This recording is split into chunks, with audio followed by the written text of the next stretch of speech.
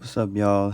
Back again with another video about art books. And this is the first one I'm going to talk about, which is Afros. This is a book by Michael July, forward by Liu-Summoning. And in it is just a nice mixture of Afros, people from all different backgrounds, ages, and shapes. I'm just going to show you some of the pictures in it. So here's a filmmaker, Terrence Nance. This is me actually when I was in Brooklyn. Me and my crew were painting a mural at Afropunk, and this brother Michael just came up to me and asked me if he could take a picture and got a quote. This is back in 2008. This is my friend Liu-Summoning. Shout out to Lee wherever you are. The cool thing about this book is that there's little quotes from people. There's some history. There's people, like I said, of all different shades. This is Ngozi. Shout out to Ngozi. Little kids, adults, elders. Just show you some more in here. This is brother Rolando. Shout out to Rolando, it's a homie. And like this picture right here, like you can see some elders rocking their afro. There's some more well-known people like Blue Nefertiti from Le Nubian. Here's a homie Halima. Shout out to Halima.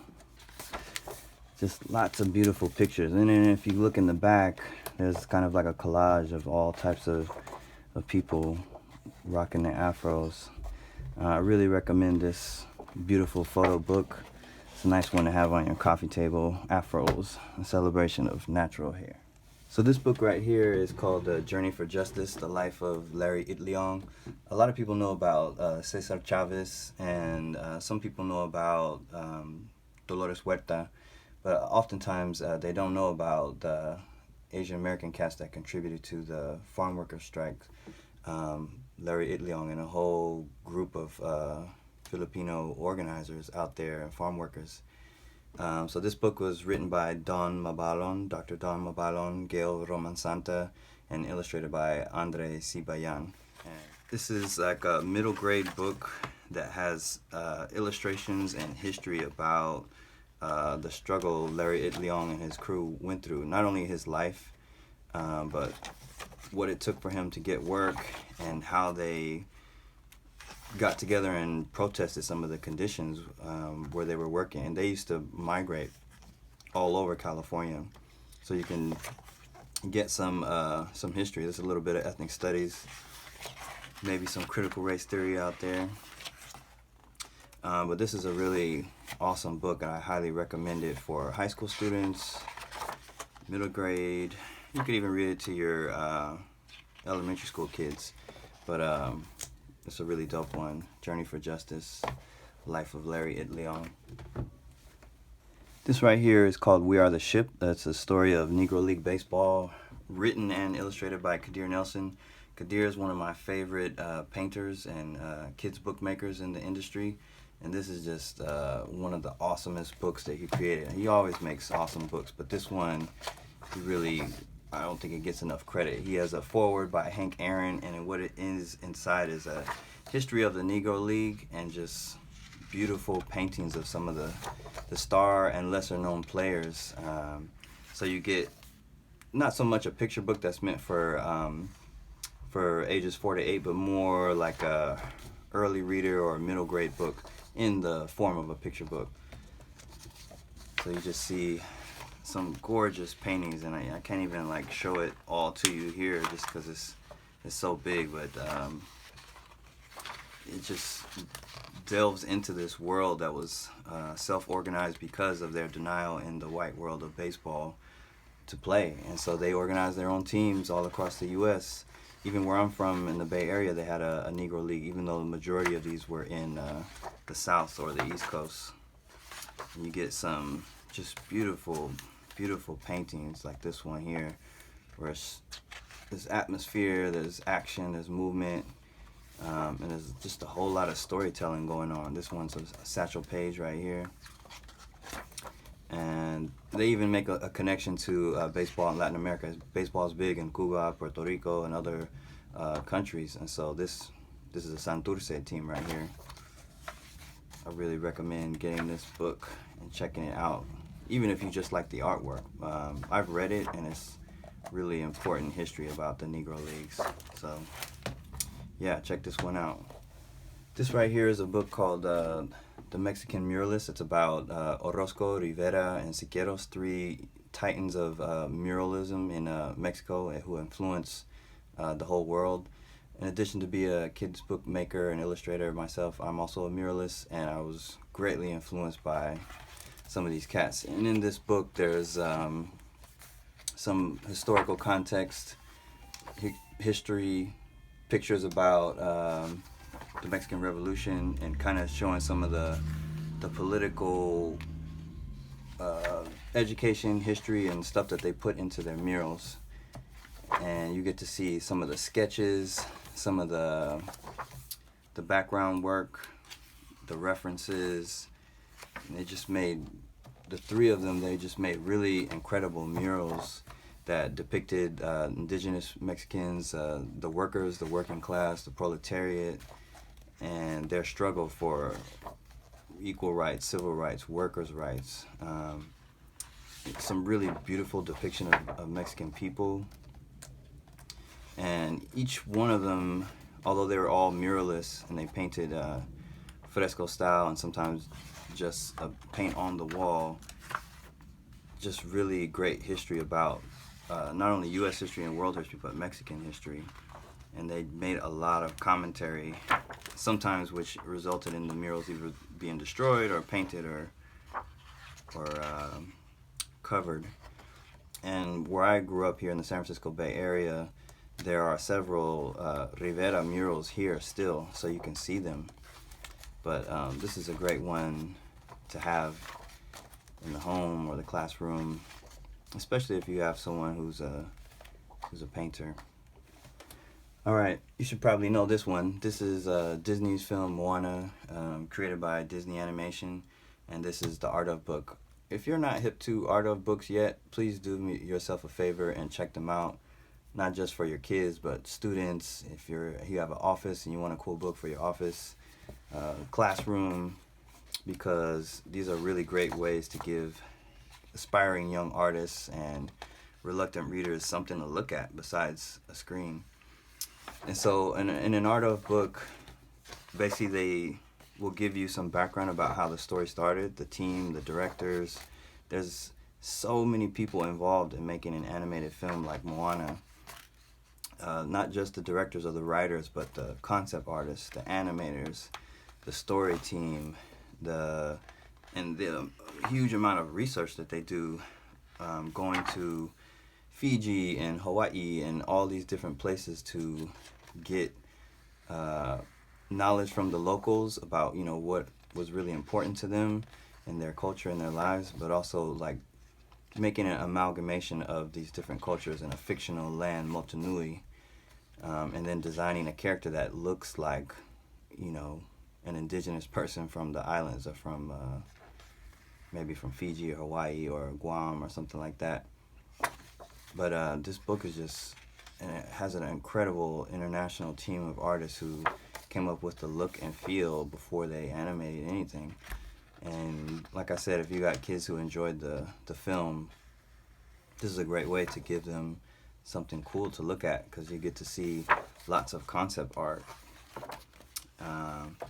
All the characters, their development, and then these, which are storyboards showing like the progression of different scenes and how they achieved a feeling or a moment. And then it just shows how much research, study, reading, visiting that they did in order to make this story what it was, which I think is one of the best Disney animation films, because it shows a character changing and going through a journey and conquering her fears and doing something that she wants, but she's not like a ghost, or she's not like something other than herself for the movie. Like, she is who she is, which I think children of color especially need to see that. So yeah, if you haven't gotten any Art of most of the big animated studios will make an art of book for their films. So yeah, check this one out. This is, here we go, Taka. This is Moana. This right here is an artist sketchbook. For those of you who don't know, an artist sketchbook is basically a self-published book of artwork by an artist. And this is Bobby Pontillas, who's worked on lots of Disney animated films, and he's also directed a film. He's one of the co-founders of Rise Up Animation. This art book was, I got this at Stewart NG Books in Torrance, California. Shout out to Stewart NG. And it's just a lesson in character design. That's what he mostly does. He's an animator too, but it just gives you so much emotion and feeling in his drawings. And you know, he has so many depictions of different things. I even asked him about one of these images. He draws his co-workers. In here he draws something about Game of Thrones, because I guess he was big into Game of Thrones for a minute. And here you go, you see some of this artwork here. I ain't going to show you the whole thing, but it's a beautiful collection of drawings, mostly digital, but lots of different styles and textures and feelings, and it just shows his strength as an artist. Just really talented brother. Love looking at his work. And you can even see some of his old graffiti stuff here. But yeah, check out this book. Okay, so this book right here, I just checked this out from the library. This is called Girls Garage by Emily Pilloton. I came across Emily's work after seeing her documentary on Netflix, where her and her partner at the time, they go to this rural community and they build a community center. Like, it's not just learning about things by reading, but actually doing. And so when she's from the Bay Area, but when she came back, she founded this organization called Girls Garage. And what they do is teach young girls and young women and gender non-conforming folks how to build. And this book is just really awesome. Here you get to see a picture of some of the students outside of their organization in Berkeley, California. And in this book is just a really encouraging letter to young women specifically, and gender non-conforming folks, to get involved in a heavily male-dominated field of building, construction, engineering. And in it are just tons and tons of profiles of women who are builders, young students and older ones, and then just kind of like an encyclopedia of tools that you might use on the job. And it's a beautifully designed book put out by Chronicle. And I just got this, had a chance to meet Emily, and it's just really incredible book of tools for anyone. Doesn't matter who you are, but she was specifically trying to inspire young girls to build, to get down and make stuff. And by having the tools, instructions about safety and what to do and what not to do, and having these profiles of women who are actually starting their own companies and organizations, it's just really an empowering book to check out. And if you have kids that like building stuff or taking things apart, this is a book for them. And then there's an incredible diversity of different women in here. Like, for example, African American, Asian, white. This sister right here is from Pakistan. And every tool you can think of: saws, drills, screws, all types of instructions in here. And it's just a really incredible book. Lots of illustrations. It's designed so that it's broken up very well, like little bits of reading, little bits of instructions, and artwork to kind of illustrate the point. And then in the back, there's more information, more resources, a glossary. But yeah, check out this organization, check out this book, Girls Garage: How to Use Any Tool, Tackle Any Project, and Build the World You Want to See. Alright, so this right here is a book called Harlem of the West. So for those of you who don't know, I have a lot of Bay Area stuff because I'm from the Bay Area, Northern California. San Francisco Fillmore District was a historically black district in San Francisco that was destroyed by the city, and There's still some folks there, but it was much like the Bronx in New York with the Grand Course. They built a street, Geary, a main thoroughfare that messed up a lot of the area. And they used a lot of laws like eminent domain to get land from people. And a lot of the black community was displaced to Hunters Point, which my family was in, and other places. And some people stayed, some people never came back. But this book kind of shows in pictures and stories just some of the beautiful, here's John Coltrane, for example, some of the beautiful clubs and jazz musicians and community that was in the Fillmore. And they had just a super poppin' nightlife there with all types of restaurants, bars, and clubs. And it looked to me, just looking at the pictures, just kind of like a haven for working class black folks to enjoy themselves, to go have fun. And in it, there's like flyers from back in the day. There's historical accounts, short interviews with people who were alive at the time. Some of these folks have passed on, unfortunately, a lot of them. Here's Duke Ellington, for example, and you just get to see, there's Willie Brown, former mayor. You get to see lots of pictures of these folks, and they talk about what their life was like in the Fillmore. It's just a really beautiful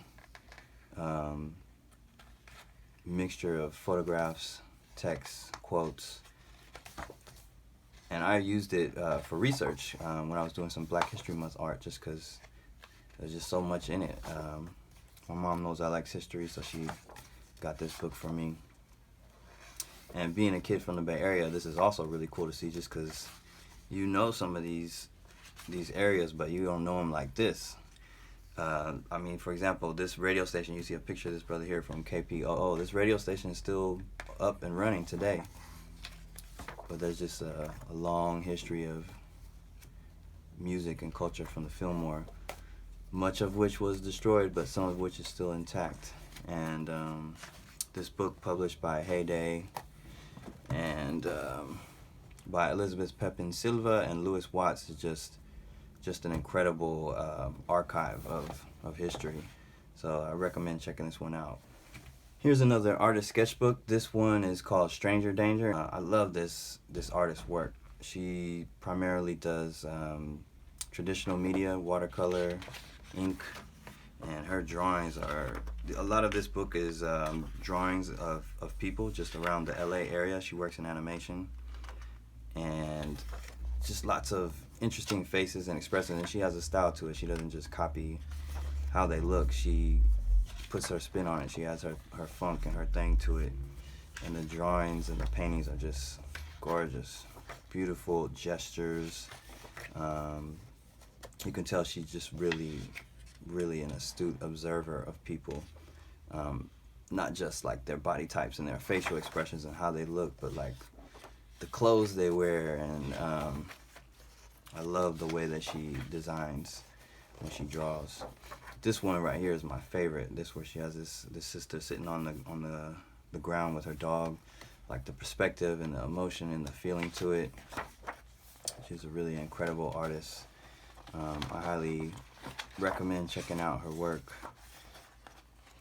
Clio Chiang, Stranger Danger.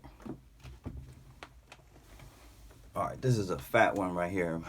This is my wife's book. She brought this home from her office, and at first I thought it was something old, but then I got to look at it a little bit, and it's Chicano artwork from back in the 60s up until today, and it's just a fat history lesson on how to use artwork to reflect the times that you're in and to evoke change. And in it there's essays, lots of history, like for example this right here, the Teatro Campesino.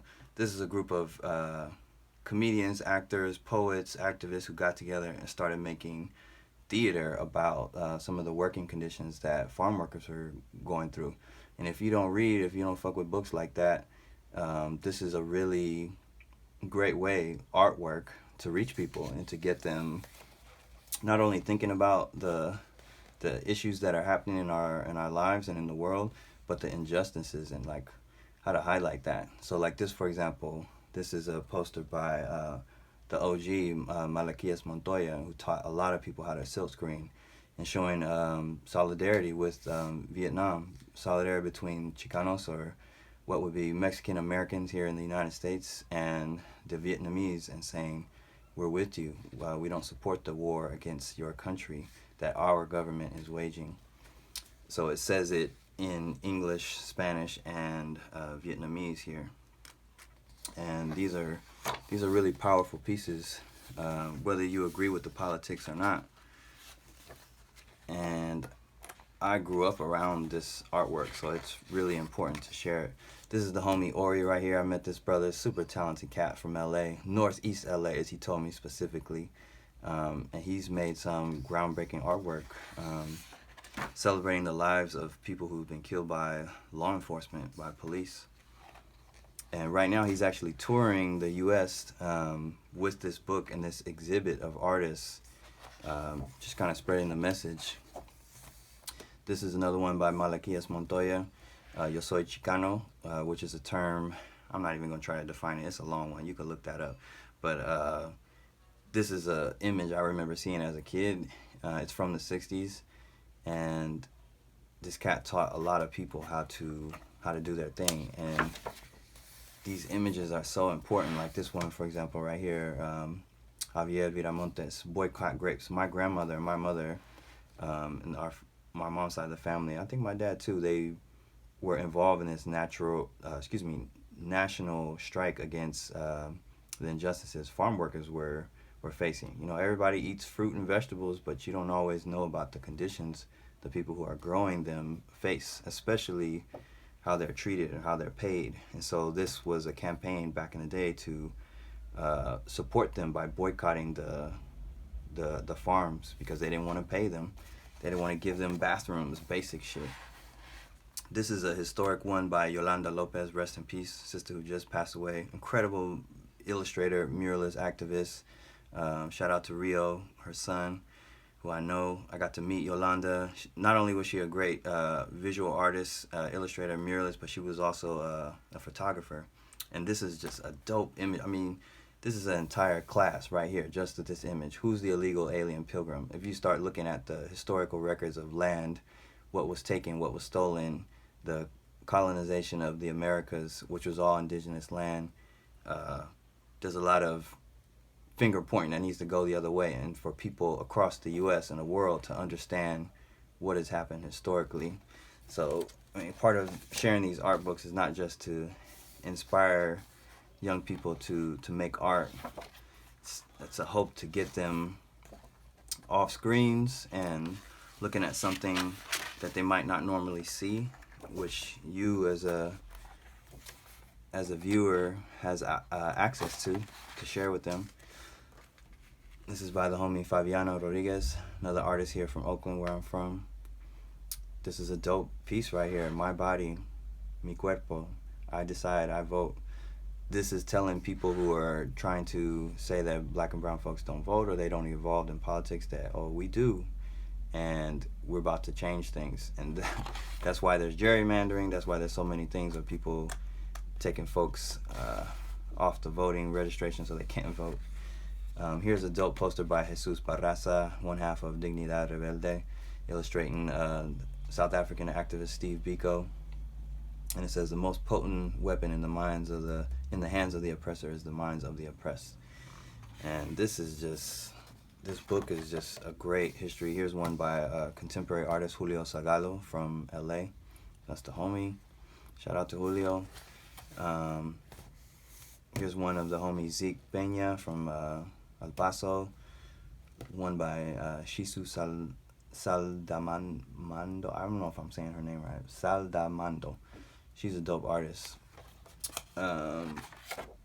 Here's another one by Jesus Barraza, Dignidad Rebelde, my homie Nancy. Check it out. There's a history class right there for you. You could just take this image, and many people do take these posters, put them up in their classroom, their office, their libraries, public institutions, and they are history lessons just in images, just in a few images. I mean, that says it right there. You don't agree with it, you got to look up some history. There's two ones by Jesus and Melanie. They're a couple. They created a organization called Dignidad Rebelde, who's historically made just tons of artwork responding to issues of social justice and people of color, what they're fighting. But check out this book, Printing the Revolution, The Rise and Impact of Chicano Graphics, 1965 till now. All right, so here's one of the artist Hung Lu. Was born and raised in China, wanted to be an artist, was training to be a muralist, and kind of got caught up in the Cultural Revolution when China overthrew their government and switched to communism, which many in the West applaud, but there are some negative aspects to it as well. But she moved to the U.S. Somehow she made her way to the Bay Area. My wife actually was one of her students at Mills College here in Oakland. And this is from an exhibit she did, Summoning Ghosts. And she is just an incredible painter. In here you got like some introduction to her work. You get to know a little bit about her life and her background. I read some of this book when I was doing research for a piece about her. And she's an incredible artist, incredible painter. She does a lot of these portraits of, old portraits of folks from China, and she kind of takes and recreates them. That's kind of why they call it Summoning Ghosts, because many of these people have since passed on. But she uses oil paint, and she uses a lot of drips. If you're in the Bay Area and you go to the Oakland airport, you'll see her style in the airport. But she uses a lot of drips, oil paint. You get to see some of her earliest work, some of the photos. Just her going to China, and she's just a beast, just incredible artist. Really sad to lose her so young. She has these just short essays, short pieces where she kind of talks about what she does, how she developed her style, why she paints the folks she paints. And this one right here is just beautiful. It's just like she uses oil paint, and I believe it's like maybe she waters it down with like linseed oil or something, but she really lets it drip, and that gives like a emotional weight to a lot of her pieces. Super talented artist. Yeah, if you get a chance, check out this book, Hung Lu. Incredible, incredible artist. Just check this out from the library. And for those of you who, if you can't buy the books, check them out from your local library, if that's possible in your area. I'm going to assume you have a library there, but check them out if you can. Alright, so here's another photo book. I really love photographers, African-American photographers. I think it was Deborah Willis who really got me on this. This is a family of photographers. I think it was out in D.C., the Scurlocks family, and they had a studio. And yeah, I heard of Gordon Parks, but I hadn't heard of them. And getting this book, it was just ill to see the studio, to learn about their company and like the types of folks they served. And they just have like an incredible record of black folks living in the DMV area. I believe that's where they were. A lot of the upper class or middle class black folks, but a mixture of people. And you see them taking portraits, family pictures, slice of life things, and a lot of the parties, family events, cotillions, weddings, stuff like that. There's even this picture right here of a black and Asian family, which I was surprised you don't see that very often. This is 1960. And in this book is just like an incredible archive of pictures. This is especially if you got folks doing research. Lots of families. This is the one from the cover. Churches. Really beautiful pictures. Some of it just depicting regular life, like this protest right here, and what black folks had to go through. Great musicians like this one. Historical events, or a lot of pictures of just regular people, family, just going about their life. Pictures from, like I said, the upper class, middle class black folks and folks in the hood too. But yeah, check this one out. This is students at Howard. This is a class. They're taking a picture of OG painter Lois Mailou Jones. It's a really great book to have, the pictures of the Scurlock family. Alright, check this one out. This is The New Bohemians. This is a book of kind of like interior design, cool and collected homes by Justina Blakeney. I went to high school with this sister, but I think I was a freshman when she was a senior, so I didn't really get a chance to talk to her, but I've seen over the years her build this brand of first starting with the blog and then getting into designing. This is a book by Abrams, and in it is just kind of her giving some tips on how to design. And usually, sometimes I don't mess with books like this because I feel like it'd be like cultural imperialism in a way, like especially people with means going and taking from other cultures. But I do believe she has a love and respect for people from all over the world, especially since she's a world traveler herself. So in it, you kind of get to see how regular people have their houses, and she's chosen some people who have like a lot of style. And in it, you'll see some interviews, some essays, some recipes, but really just lots of really great images of how people style their house, and respectfully include parts of their culture and parts of other worlds in it. And it's just, this is my wife's book, and it's one that I had to pick up and check it out. Like, this is dope. It's really cool. The younger version of myself probably would not have enjoyed this book, but as an adult who wants to someday own a house, it's really cool to see how people do their thing and remix things and make their home beautiful. You know, home is a place you spend the majority of your time in, so you want it to be really vibrant, colorful, and inspiring. And this book is definitely that. You get to see, and I believe this is her first of like 3 books. She's done a gang of books, but it's some dope stuff. Some really dope bedspreads and pillows and all that. Yeah, there's tons of just game in here if you are someone who likes interior design or wants to kind of redesign your space, whether you own it or you're renting. This is her family right here. That's her and her family. Yeah, check this book out, The Bohemians, Justina Blakeney. That's her right there.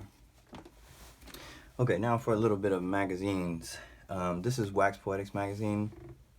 This is a magazine founded by hip-hop heads in New York City who loved the genealogy of music, like all the different types of musics that encompass hip-hop, whether it be soca, salsa, jazz, merengue, funk, classical music, rock, punk, all of that.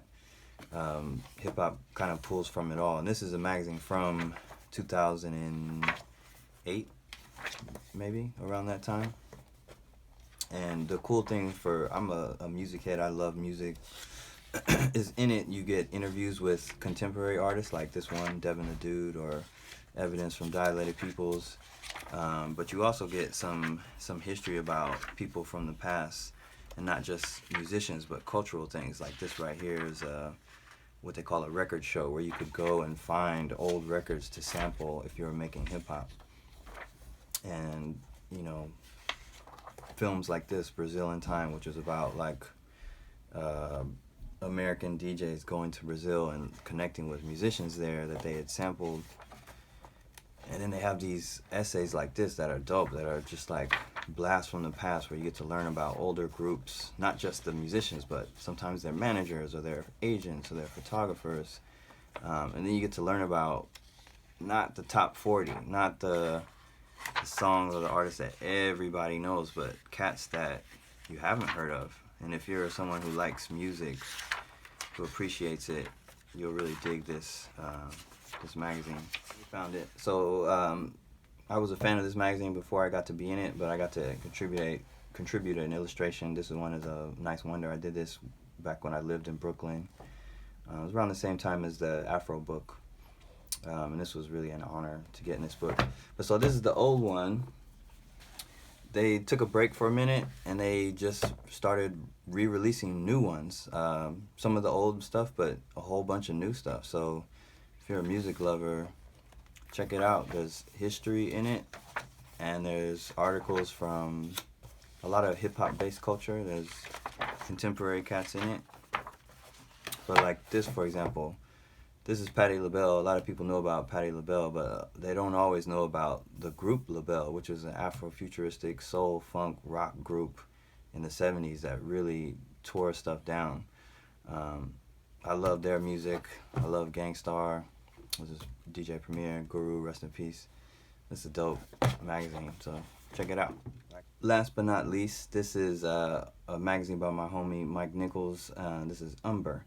And this is a very unique magazine in that Umber is only printed in sepia tones, so browns, black, white, a little bit of gray.